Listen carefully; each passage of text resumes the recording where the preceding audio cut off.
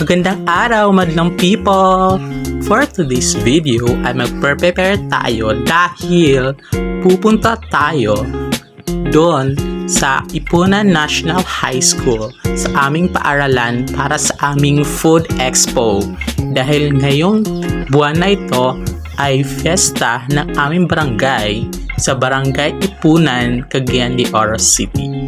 Kaya excited ako pumunta doon at titingnan natin kung ano ang nagaganap doon na preparation sa aming Food Expo. Tara, samahan niyo ako. Pero bago lahat, mag-shower muna tayo, maligo at mag-prepare. Tatapos ko lang na maglaba sa araw na to. Alauna na akong pumunta doon kasi naglaba pa ako. Ayan, bis na bis muna bago magpupunta doon. At saka, ito pala yung susuotin ko dahil sabi ng press namin, ako raw ay gaganap itang ibilang isang utility or tagalinis doon sa expo. Kasi yun ang mga assigned task namin. Sa gaganap na pala na Food Expo namin ay yung Food Expo namin ay isang subject activities namin na kung saan ay magbebenta kami para sa aming subject na entrepreneurship, kung saan magbibenta kami ng mga products namin at kikita at gusto rin namin ma-experience yung kung ano yung feeling ng magnenegosyo.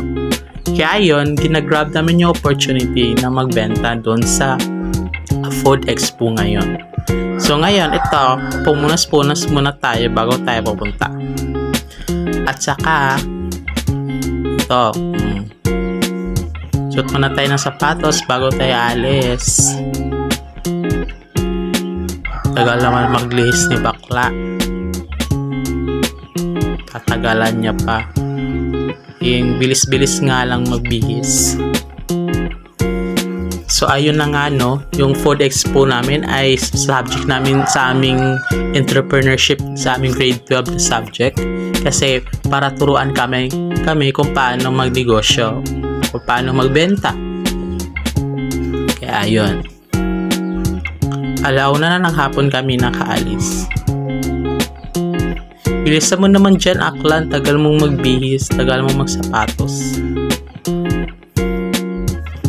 Excited na yung manonood ko outfit check muna tayo. So ito lang pang dadalhin ko, wallet saka panyo para madali lang.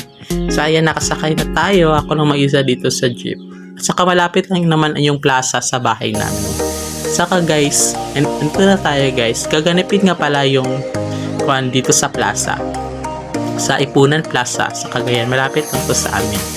So ito, nakikita natin marami ng tao.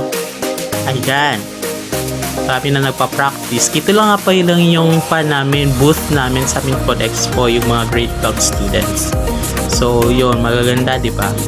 So ubos na yung mga paninda namin kasi tanghali na ako pumunta. Ito na lang yung natitira, yung coffee jelly at saka yung ice candy. Actually marami kaming menu guys na fan doon. So tanghali na akong nakarating, so paubos na rin yung mga fan namin, paninda. So ito, niyaya kami ng press namin na isuro yung or ilako yung aming paninda. So ito, yung mga boys naglalako ng ice candy. So kami naman naglalako ng coffee jelly. Kasama yung mga kaklase ko. Kasi para maubos na yung paninda namin. Wow, grabe. Magaganda talaga yung mga nandito. Preparation pa lang yan kasi mamayang gabi pa yung event. So ito, nilalako muna namin yung paninda namin para maubos agad, para makauwi kami agad, para hindi na kami madisturbo sa panunood mamaya sa event. Saka bininta na namin itong mga hot guys ito.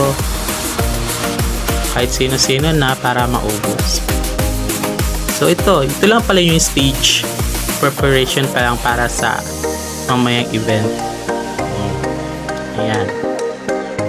So ngayon, sabi ko nga sa inyo, utility ako. So ngayon, pauwi na yun, naubos na yung paninda namin. At saka close na namin yung booth namin. Kaya ito, naglilinis na si Akla.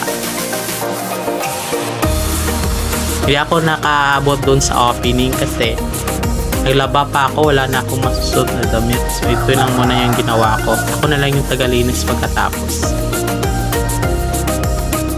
So ito yun, may SKT pa kami natitira sa may mga box na yun.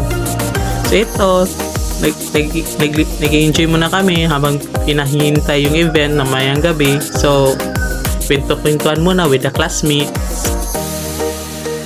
Ayan.